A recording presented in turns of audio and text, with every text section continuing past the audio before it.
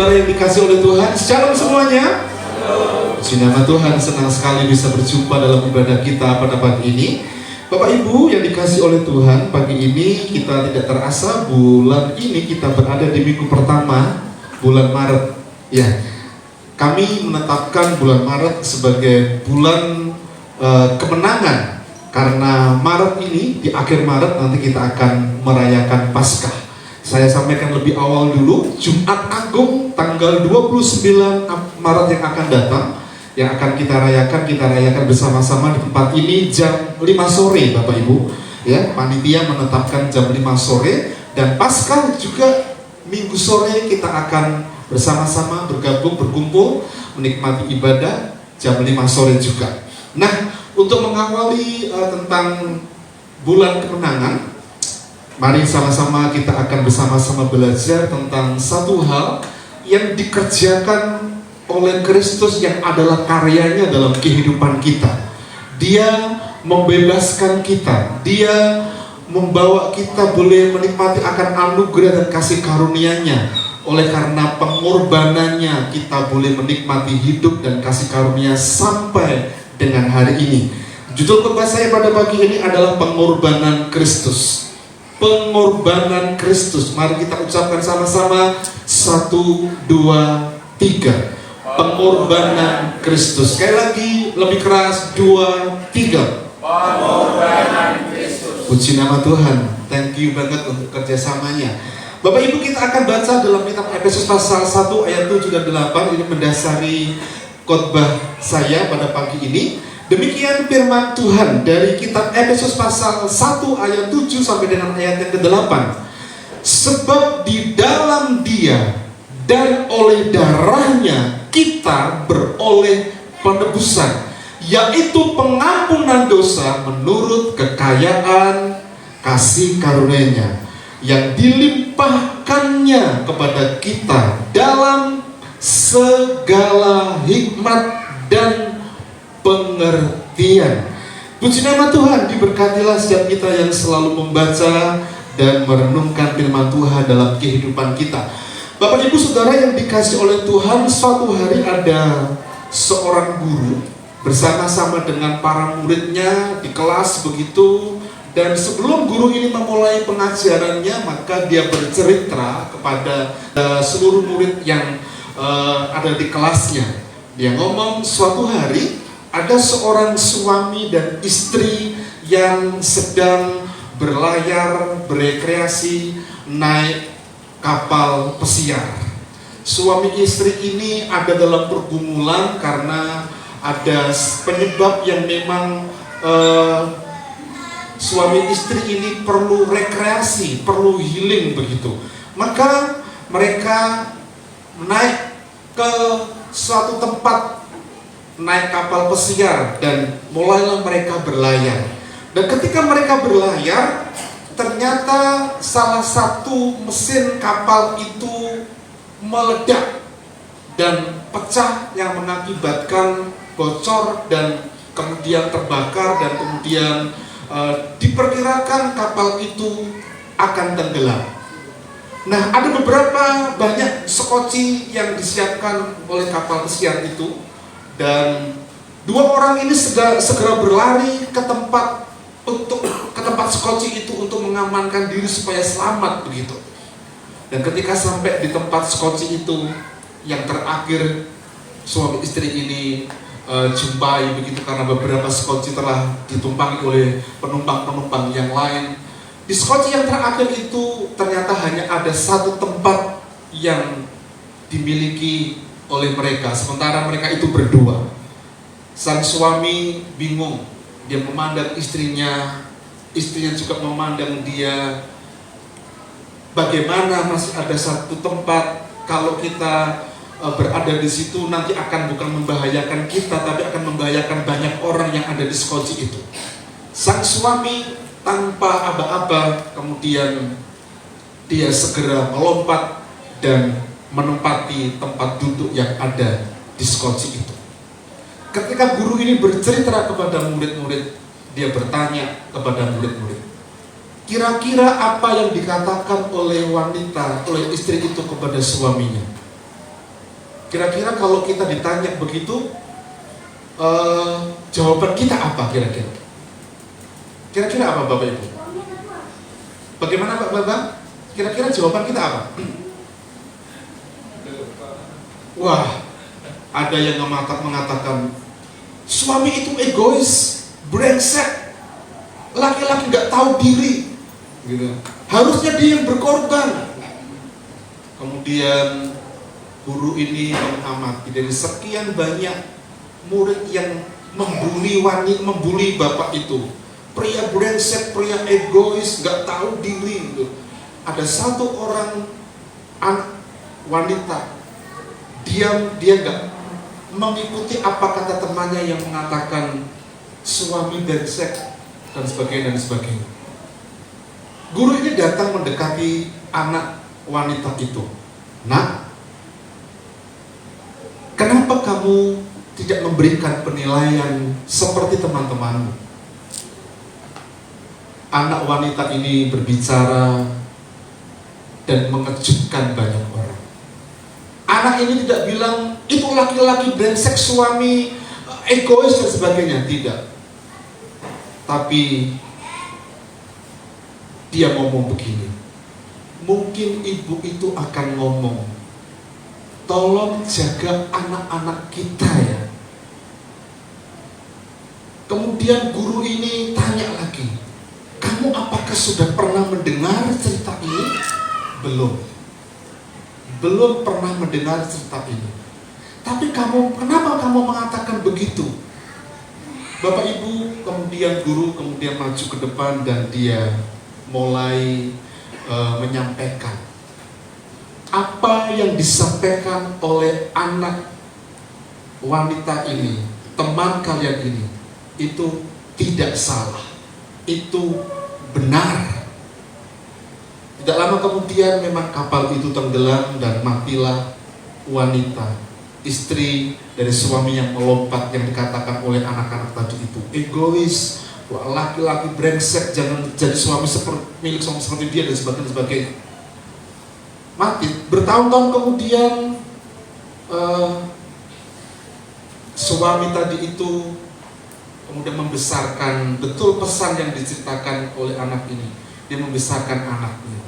Tapi dengan lambat laun karena dimakan usia dan menemukan buku harian yang dimiliki oleh laki-laki tadi. Dia mulai baca dan ternyata ada kisah yang diceritakan di buku harian itu untuk perjalanannya di kapal pesiar. Dia bercerita di buku harian itu dan pesan yang disampaikan oleh istri yang aku cintai, istri yang aku sayangi, istri yang mau berkorban. Dan ternyata dalam buku harian itu juga dicatat, sebetulnya pilihan yang diberikan kepadaku adalah pilihan yang tepat. Karena istri yang aku cintai itu divonis oleh dokter punya sakit kronis dan tidak lama akan meninggal.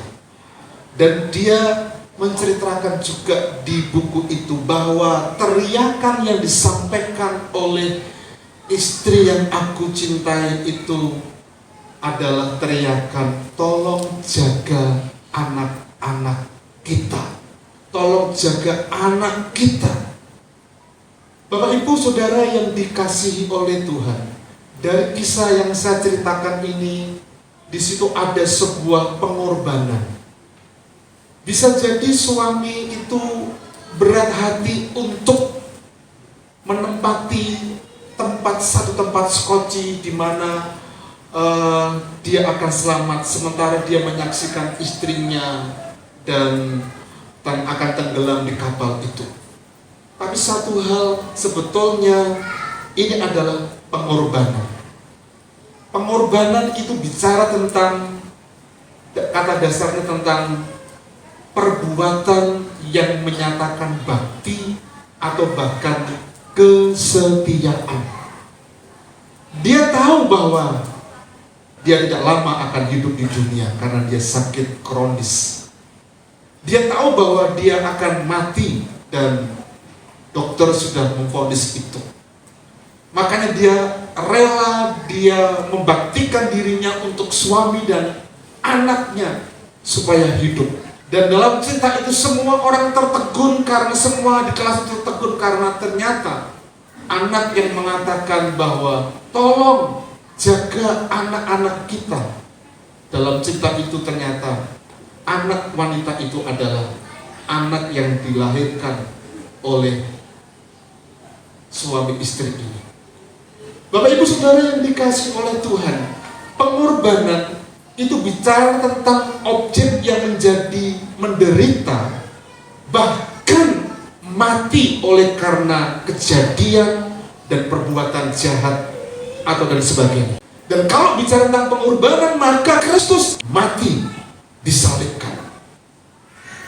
Kristus yang mengasihi kita, Kristus yang memberikan nyawanya, darahnya menjadi tebusan bagi banyak orang. Tidak akan pernah ada penumpahan darah kalau dia tidak mengasihi kita. Tidak pernah akan ada pengorbanan dan penumpahan darah kalau dia tidak mengasihi kita. Dan hukuman salib adalah hukuman yang sangat mengerikan. Dan ini adalah bukti nyata pengorbanan Yesus buat umat manusia yang ada di dunia ini. Salib tanda kutukan, karena seseorang yang disalibkan, dikatakan oleh Alkitab, dia menanggung kutuk itu. Mari kita baca dalam kitab Galatia pasal 3 ayat 13. Kristus telah menebus kita dari kutuk hukum Taurat dengan jalan menjadi kutuk karena kita, sebab ada tertulis, terkutuklah orang yang digantung pada kayu salib. Dan dikasih oleh Tuhan, Yesus tahu persis bahwa hukuman salib adalah hukuman yang harus dia terima untuk menanggung seluruh dosa dunia.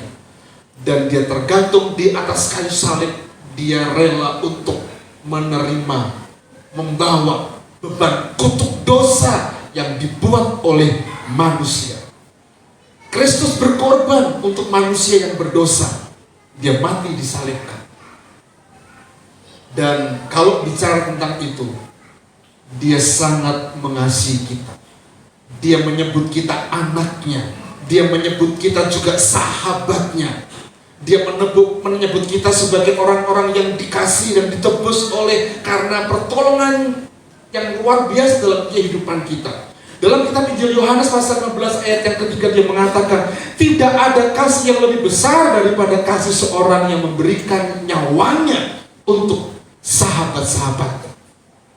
Kristus menyebut kita sahabat, dan dia mati di atas kayu salib, memberikan nyawanya sebagai ketebusan, karena supaya kita sahabatnya memperoleh kehidupan kita, dalam kehidupan kita kekal.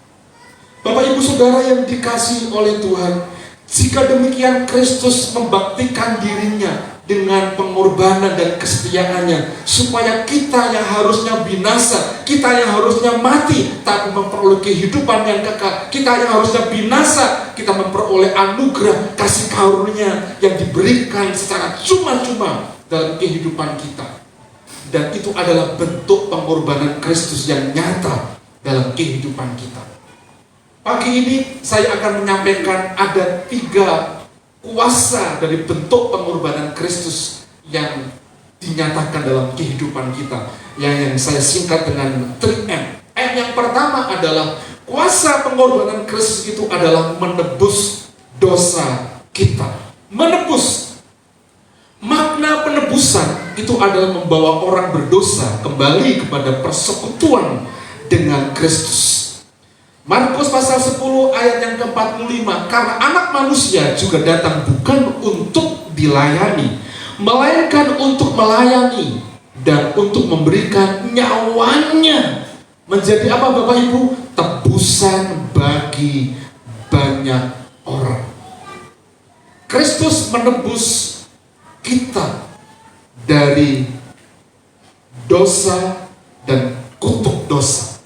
Ketika dia berkorban mati di atas kayu salib, Itu adalah bentuk persembahan yang diberikan kepada umat manusia, sebetulnya supaya umat manusia itu punya persekutuan dengan Allah di dalam Kristus Yesus. Dia menjadi pengantara, dia menjadi pengantara yang memang supaya kita manusia berdosa itu bisa kembali kepada Allah. Dan itu arti penebusan.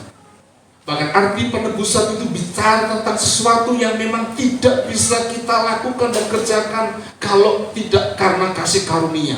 Berapa banyak uang kalau kita diuangkan dengan dosa, dengan uang untuk membayar dosa, tidak ada yang sanggup untuk membayar dengan uangnya. Sekalipun mungkin kita milioner, sekalipun kita adalah orang yang hebat, orang yang kaya, kalau itu untuk menebus, membayar dosa-dosa kita, tidak akan pernah sanggup.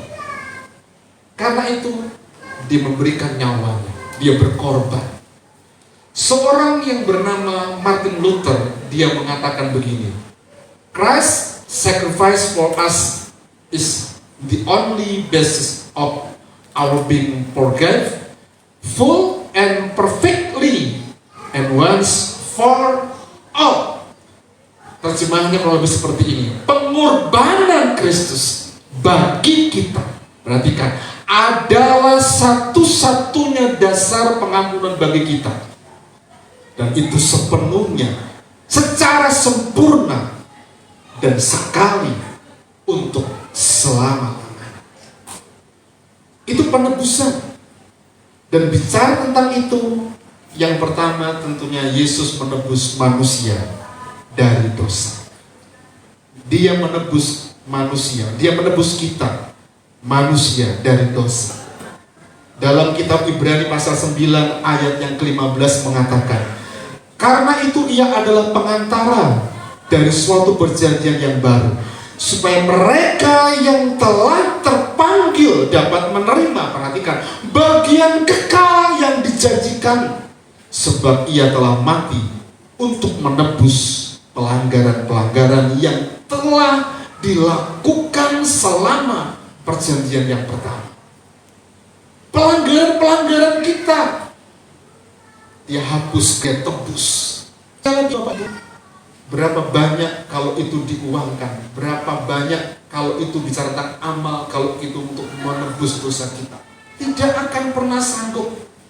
Karena perbuatan baik kita di hadapan Allah itu seperti kain lara. Kain lara itu gumbal amon, gumbal mukio yang buat keset. Itu kebaikan manusia. Tapi bukan berarti kita nggak boleh, kita berhenti berbuat baik. Tidak, teruslah berbuat baik. Teruslah berbuat baik, karena memang berbuat baik itu ciri dari anak-anak Tuhan.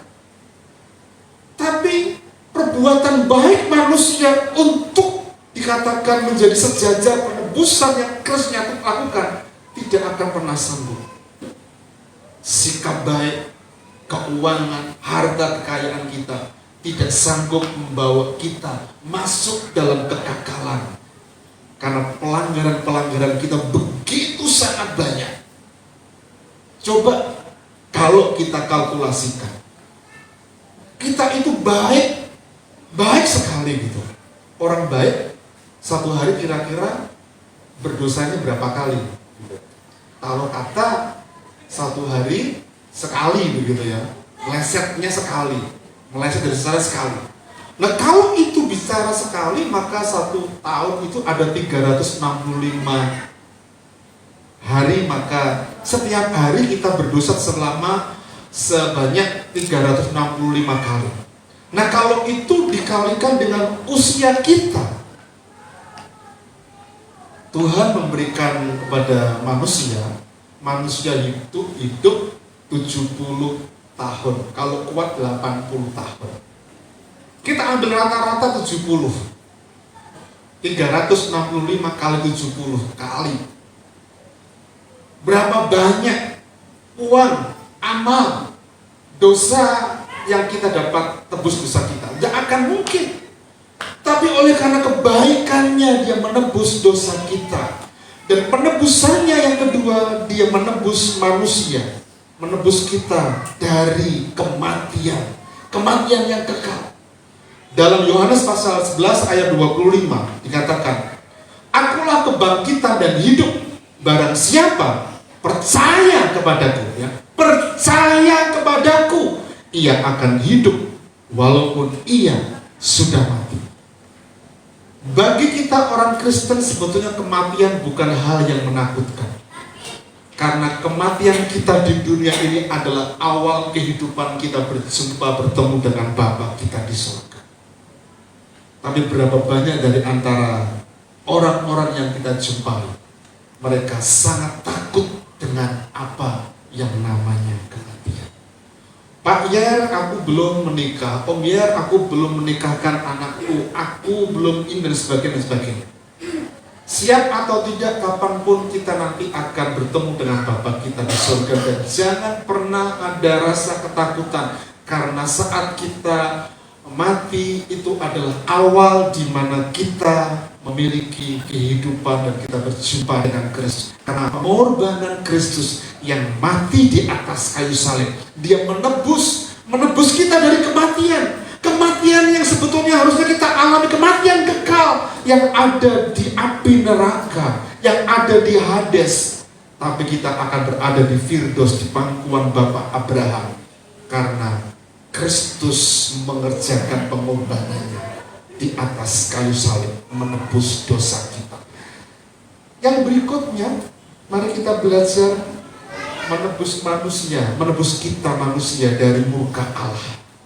Roma pasal 8 ayat 1.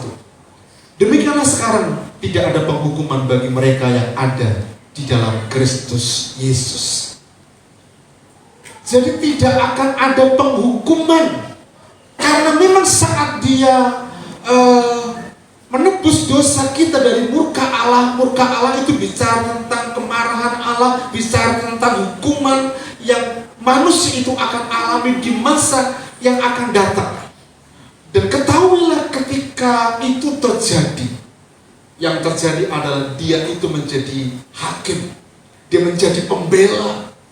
Kalau Dia menjadi pembela, maka tuduhan apapun yang dijatuhkan kepada kita, ingat, Dia telah menyelesaikan karyanya, menebus dosa kita, menebus dari kematian, menebus kita dari murka Allah. Karena itu tidak akan pernah ada tuduhan-tuduhan yang akan disampaikan kepada kita, karena Dia telah menyelesaikannya di atas kayu salib. Pertanyaannya, apakah implikasinya buat kehidupan kita sebagai anak-anak Tuhan? Kalau Kristus telah menebus dosa kita, kalau Kristus telah menebus kita dari kematian, kalau Kristus telah menebus kita dari murkanya, berarti Dia memberikan satu keistimewaan. Karena itu kita perlu menjalani kehidupan kita dengan baik. Dengan anugerah dan kasih karunia-Nya, kita akan dimampukan untuk terus melakukan perbuatan-perbuatan yang menyenangkan. Jadilah suami yang baik, yang menyenangkan bagi istri. Jadilah papa yang baik kalau itu sebagai seorang suami dan seorang papa. Jadilah anak, jadilah istri yang sungguh-sungguh berkenan. Jadilah anggota masyarakat yang betul-betul memiliki pengabdian sebagaimana Tuhan mengajar kepada kita sebagai umat manusia, di mana kita menjadi seorang masyarakat. Jadilah seorang karyawan-karyawati yang mengerjakan perbuatan-perbuatan yang menyenangkan Tuhan. Sekalipun mungkin kita tidak sempurna seperti yang Tuhan inginkan, bisa jadi terpeleset, bisa jadi ada kerikil tajam yang membuat kita jatuh dan sebagainya. Ingat, di situ ada pertolongan Tuhan yang sebetulnya Tuhan akan memampukan kita. Yang penting adalah sekarang ini kita itu telah ditebus dengan darahnya yang mahal, dibebaskan dari dosa, dari kematian, dan dari hukuman. Kita perlu menjalani kehidupan kita dengan pertolongan yang Tuhan nyatakan kepada kita. Itu M yang pertama. M yang kedua, pengorbanan Kristus itu berkuasa untuk apa, Bapak Ibu? Memulihkan manusia karena pemberontakannya menjadi musuh dan berada di bawah murka Allah. oleh karena pemberontakannya, tapi oleh karena pengorbanan Kristus. Dia bukan hanya menebus dosa kita, tapi juga memulihkan. Memulihkan itu bisa sesuatu yang dulu pernah baik, terjadi rusak oleh karena dosa, dan kemudian menjadi pulih kembali kepada persekutuan dengan Allah. Bapak Ibu, ketika Adam manusia pertama jatuh dalam dosa, hubungan menjadi rusak. Awalnya hubungan Allah dengan Adam serta Hawa itu tidak pernah ada konflik. Hubungannya baik. Adam itu bisa berjumpa, bertemu tiap waktu dengan Allah, bisa ngobrol dengan Allah. Tapi ketika manusia jatuh dalam dosa, putus hubungan. Ada jarak yang memisahkan mereka karena dosa. Ada jarak itu. Karena itu ketika ada jarak, maka manusia tidak dapat menghampiri Allah. Allah berinisiatif. Dia memberikan anaknya yang tunggal, berkorban, mati di atas kayu salib. Dia menebus tapi juga memulihkan. Kolose pasal 1 ayat 21 sampai dengan ayat yang ke-22. Juga kamu yang dahulu hidup jauh dari Allah dan yang memusuhinya dalam hati dan pikiran, seperti yang nyata dari perbuatanmu yang jahat. Ini dulu kita di pikiran, di hati, isinya memusuh, memberontak kepada Allah. Memang mungkin kita nggak sadar itu kita jauh dari Allah. Tapi ayat 22 mengatakan sekarang diperdamaikannya di dalam tubuh jasmani Kristus oleh kematiannya untuk menempatkan kamu umat Tuhan supaya kudus dan tak bercela dan tak bercacat di hadapannya. Bapak, Ibu, Saudara yang dikasih oleh Tuhan, manusia yang berdosa, kondisinya rusak, terpisah dari Allah, dari hadirat Allah. Tapi melalui pengorbanan Kristus ada relasi yang kembali terjalin. Hubungan antara manusia dengan Allah dipulihkan. Ada rekonsiliasi lagi. Tidak ada kemarahan, tidak ada murka, tidak ada hubungan yang ada jarak di antaranya. Karena apa? Karena pengorbanan Kristus. Dia memulihkan segala sesuatu. Kalau dia memulihkan segala sesuatu termasuk hubungan kita dengan Allah, harusnya kalau kita punya hubungan relasi yang baik dengan Allah, hubungan relasi kita dengan sesama juga baik, hubungan relasi kita dengan banyak orang juga baik. Bukankah kasih kepada Allah wujud nyatanya adalah kasih kepada sesama? Tapi berapa banyak dari antara kita tidak memahami dengan baik akan hal itu. Karena itu seringkali kebencian, kemarahan, kekecewaan membuat kita semakin ada jarak. Tapi oleh karena anugerah dan kasih karunia, hari ini, pagi ini kita belajar ada rekonsiliasi, ada hubungan kembali yang baik. Kalau suami istri bertengkar dan marah, itu biasa. Karena selalu ada rekonsiliasi yang baik yang kembali akan dibangun di antara suami dan istri.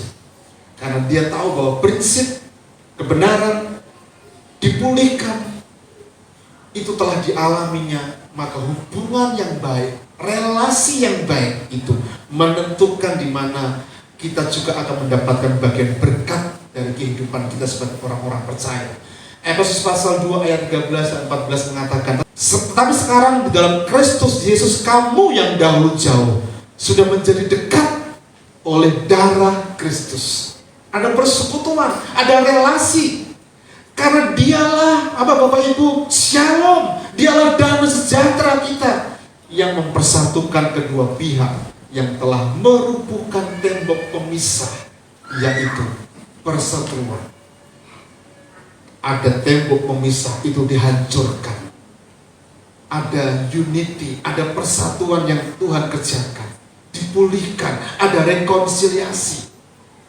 Dulu manusia ketika datang kepada Tuhan itu nampaknya enggan karena enggak layak. Tapi oleh darah Kristus yang mati di atas kayu salib dicurahkan buat kita, di situ dia berkorban, maka ada pemulihan, ada rekonsiliasi dalam kehidupan kita. Yang ketiga dan yang terakhir, pengorbanan Kristus itu punya kuasa menggantikan kita. Manusia karena dosanya harus dihukum mati, tetapi Kristus mati untuk menanggung dan menggantikan hukuman manusia. Kita baca lebih dahulu Roma pasal 5 ayat 6, kemudian kita akan lompat ayat 8 dan ayat yang ke-9. Demikian firman Tuhan. Karena waktu kita masih lemah, Kristus telah mati untuk kita, orang-orang durhaka, pada waktu yang ditentukan oleh Allah. Ayat 8. Akan tetapi Allah menunjukkan kasih-Nya kepada kita oleh karena Kristus telah mati untuk kita. Ketika apa, Bapak Ibu? Ketika kita itu masih berdosa. Lebih-lebih sekarang kita, karena kita sekarang telah dibenarkan oleh darah-Nya, kita pasti akan diselamatkan dari murka Allah. Bapak Ibu Saudara yang dikasih oleh Tuhan, suatu hari ada seorang yang sedang disidang dan orang ini melakukan kejahatan yang hebat. Dan dalam persidangan yang sudah berkali-kali, kemudian hakim memutuskan menuntut dia hukuman mati. Sementara dia dihukum mendapatkan vonis hukuman mati itu, dia mulai merenung, dia mulai melihat masa lalu, dia mulai melihat apa yang terjadi di masa-masa itu dengan kehidupannya yang gelap, dengan kehidupannya yang penuh dengan dosa itu. Dia mulai menyesali akan hal itu. Tapi penyesalan tidak akan pernah dapat menggantikan hukuman mati itu.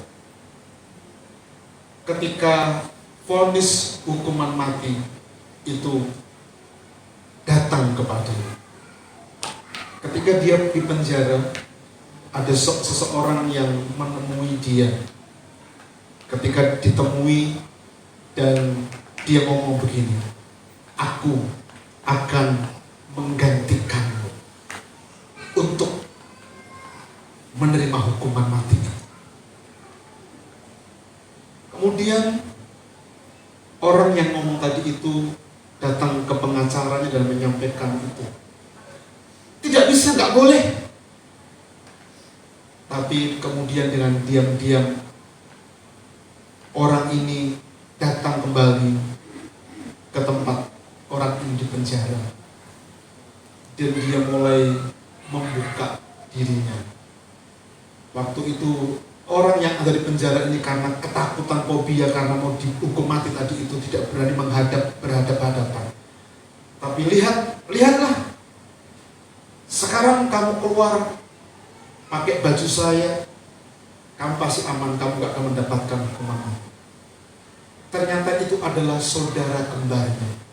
Dan saudara kembarnya yang juga berprofesi sebagai seorang hakim di kota lain, ketika mendengar saudara kembarnya itu akan dihukum mati dan divonis mati itu, dia datang ke kota itu untuk menggantikan saudara kembarnya di penjara dan dia menerima hukum mati.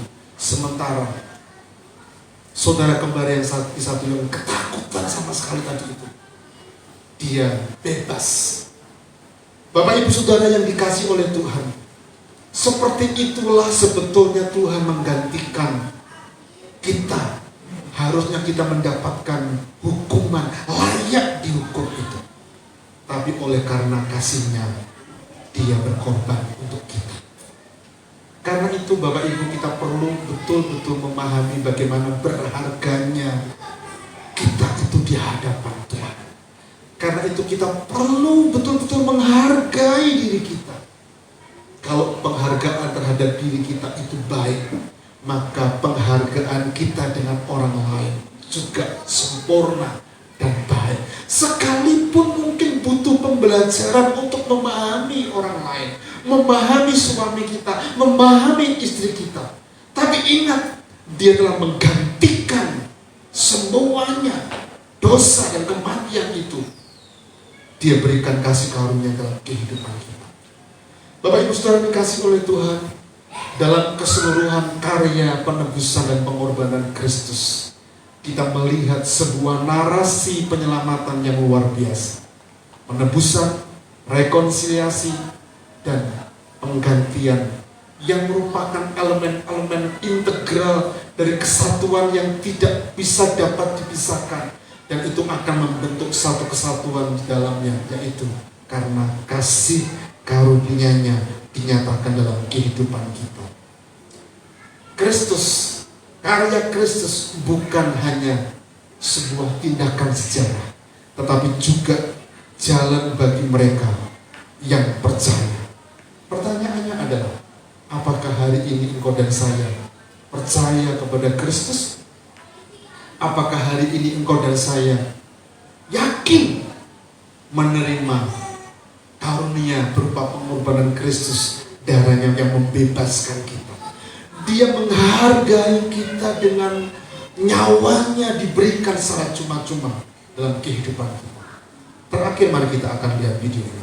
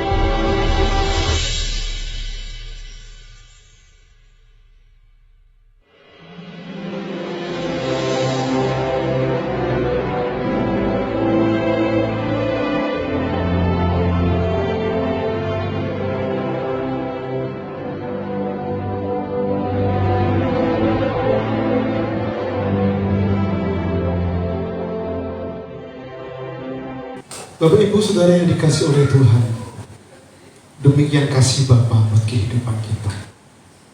Kita adalah orang-orang yang ada di kereta yang diselamatkan. Kita kesepian, kita bermasalah, di situ kita kecewa, marah, bahkan di kereta di situ tadi kita bisa melihat ada orang yang kecanduan narkoba dan sebagainya. Dan itu adalah bentuk-bentuk sekian dosa, banyak dosa yang dibuat oleh manusia. Tapi Bapa merelakan anaknya yang tunggal karena dia mengasihi orang yang banyak. Dia berkorban, dia berikan anaknya yang tunggal supaya semua orang dapat diselamatkan. Amin.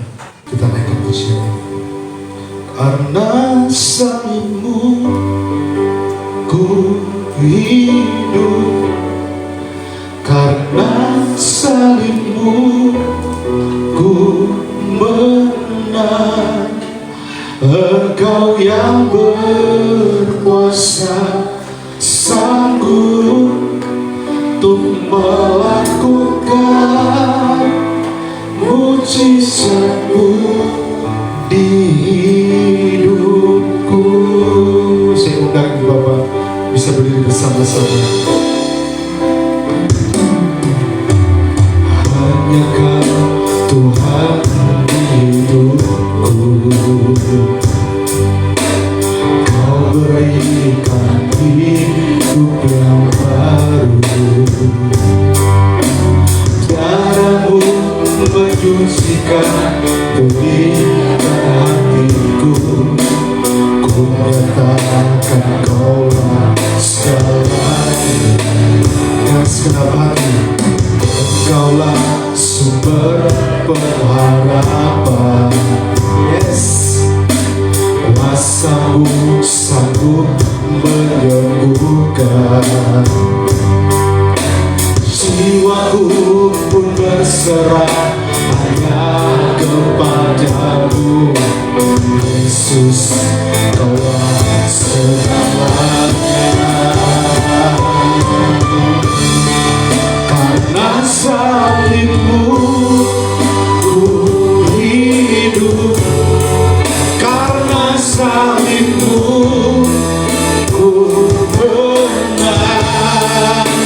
Engkau yang berkuasa sanggup untuk melakukan mujizat-Mu. Karena salib-Mu ku hidup. Katakan dengan iman.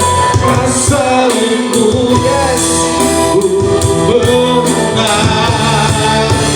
Engkau yang berkuasa sanggup untuk melakukan mujizat-Mu di hidupku. Kau dan saya adalah orang-orang yang berharga. Kita semua adalah milik sahabat anak-anak Tuhan yang berharga di hadapan Tuhan. Sekalipun kita diwarnai dengan pergumulan yang tidak mudah, karena hari ini pun kita masih berbuat dosa. Dan pergumulan itu perlu kita perjuangkan, supaya paling tidak kita meminimalkan sedikit mungkin dari kesalahan-kesalahan yang kita lakukan. Karena Dia menghargai kehidupan kita. Dia menebus kita, Dia mengorbankan nyawanya, Dia memberikan anaknya yang tunggal. Dia mati di atas kayu salib karena Bapa mengasihi kita. Dia menebus dosa kita. Dia menebus dari kematian. Dia menebus kita dari hukuman kekal. Hari ini ada rekonsiliasi, ada hubungan yang baik antara kita dengan Allah. Karena itu datang kepada Tuhan dengan segenap hati. Biarlah anugerahnya terus mengalir dalam kehidupan kita. Karena salib Kristus itu menghargai kita sedemikian rupa, supaya kita hidup di dalam kehidupan ini. Kita perlu menjalani dan menghargai dengan baik. Terima kasih Tuhan Yesus Kristus. Baik buat kehidupan kami. Oh, karena salib-Mu ku hidup. Dengan segenap hati Bapak Ibu. Yes. Ku menang, Engkau yang berkuasa, sanggup untuk melakukan mujizat-Mu di hidupku. Sekali lagi, jemaat saja. Karena salib-Mu, katakan dengan iman kepada Allah kita di surga. Ia berkorban mati di atas kayu salib menebus dosa kita. Ia berkuasa atas kehidupan kami, Tuhan. Yes.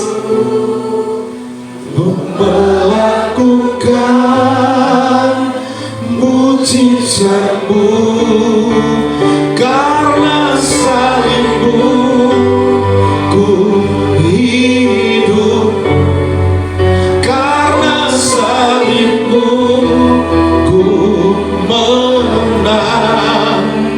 Engkau yang berkuasa, sanggup untuk melakukan mujizat-Mu, karena salib-Mu. Ya, kami hidup di dalam Engkau Tuhan. Kami hidup mengasihi Engkau Tuhan Yesus. Ya, Engkau yang berkuasa, sanggup untuk melakukan mujizat-Mu di hidupku.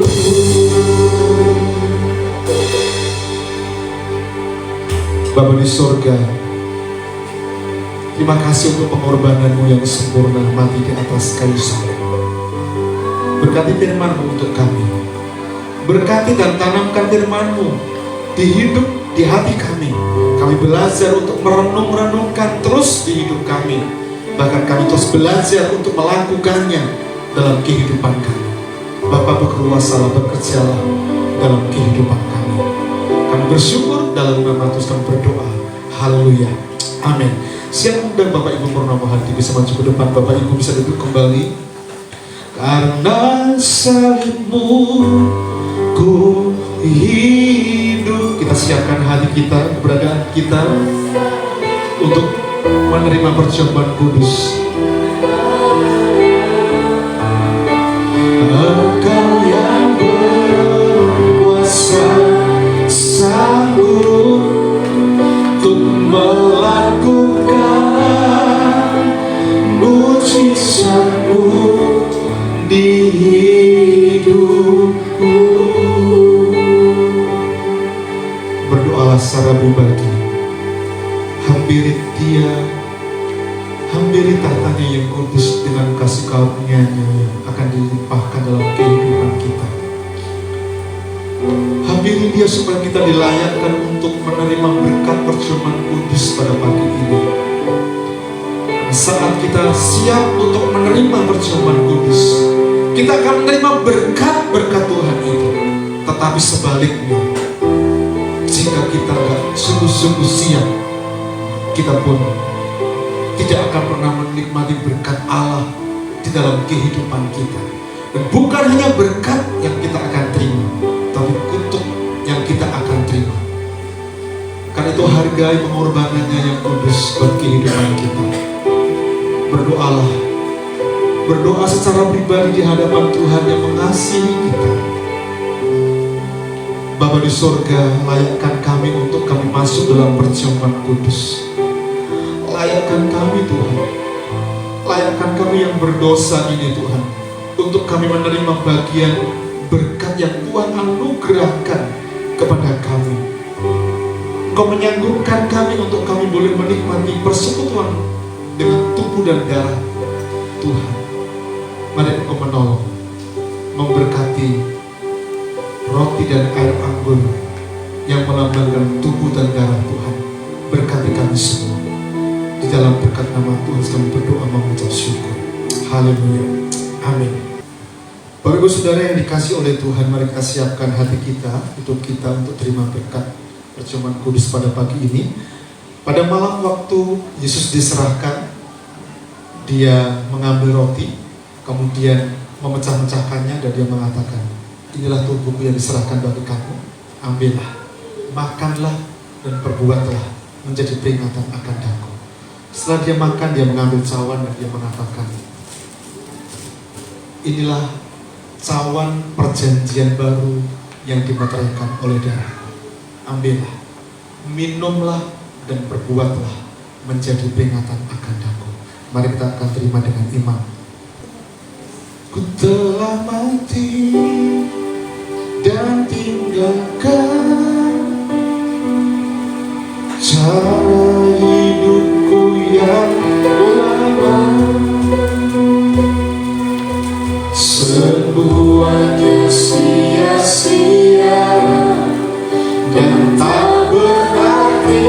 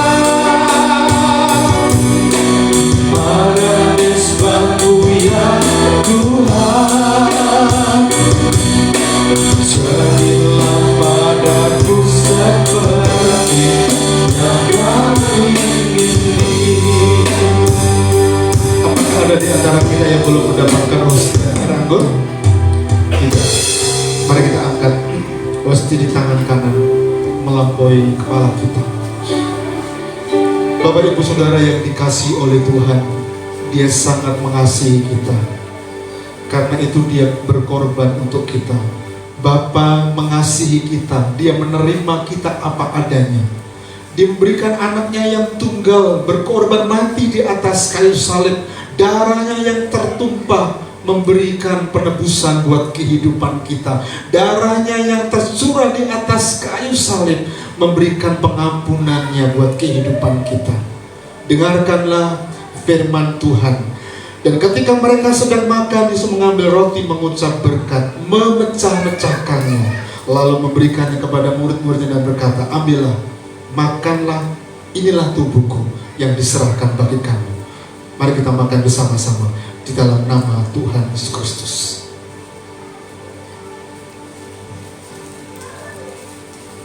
Pindahkan cawan tangan kanan kita, angkat setinggi mungkin. Berikan penghargaan menghormati Allah kita. Darahnya yang tercurah di atas Kalvari menebus dosa kita. Darahnya juga berkuasa menyembuhkan segala sakit penyakit yang kita alami. Darahnya tercurah menebus kutuk dan hukuman kutuk atas kehidupan kita. Dia mengasihi kita. Dia menerima kita apa adanya.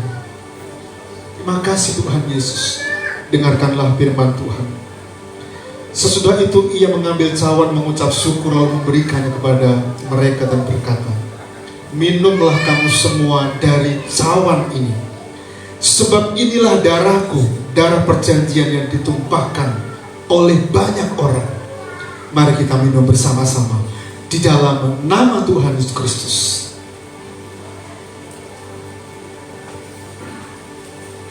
Terima kasih Tuhan. Terima kasih Bapak. Kami memuji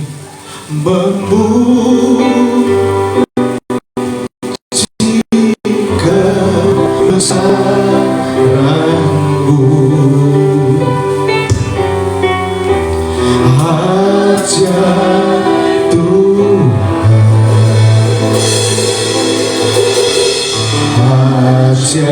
ajaib Tuhan. Kami memuji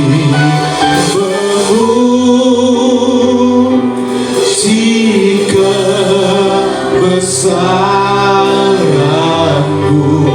Katakan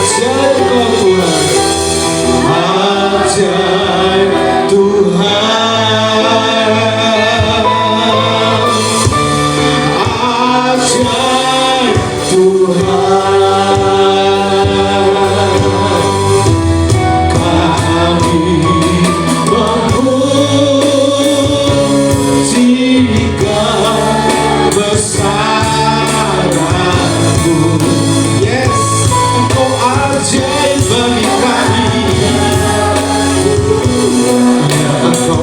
ajaib Tuhan, ajaib Tuhan.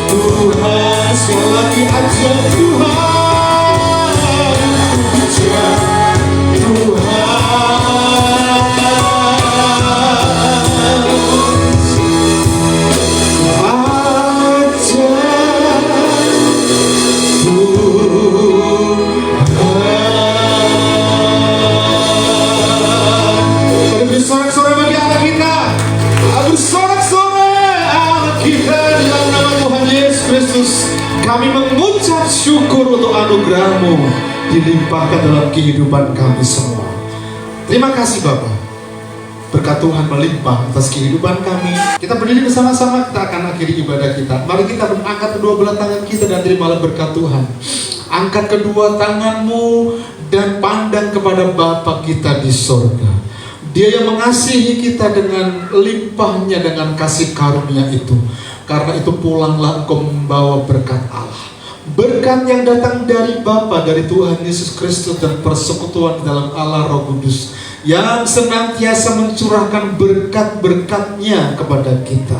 Tuhan memberkati engkau dan melindungi engkau. Tuhan menghadapkan wajah-Nya yang kudus kepadamu dan seraya memberikan berkat sukacita.